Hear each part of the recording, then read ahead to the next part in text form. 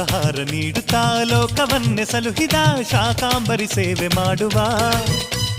ಸಕಲ ಜೀವಲೋಕಕ್ಕೆ ಅನ್ನವನ್ನು ನೀಡಿದ ಬನದಮ್ಮನ ಪೂಜೆ ಮಾಡುವ ಭಯ ಭಕ್ತಿಯಿಂದ ಎಲ್ಲ ಕೂಡಿ ಕಾಯಿ ಪಲ್ಲೆ ಅಡಿಗೆ ಮಾಡಿ ಪಲ್ಲೇಟ ಹಬ್ಬ ಮಾಡಿ ತಾಯಿಗೆ ಎಡೆಯ ನೀಡುವ ಶಾಕಾಂಬರಿಗೆ ಶರಣೆನ್ನುತ್ತಾ ವನದೇವತೆಗೆ ಬರಬೇಡುತ್ತಾ ಶಾಕಾಂಬರಿಗೆ ಶರಣೆನ್ನುತ್ತಾ ವನದೇವತೆಗೆ ಬರಬೇಡುತ್ತಾ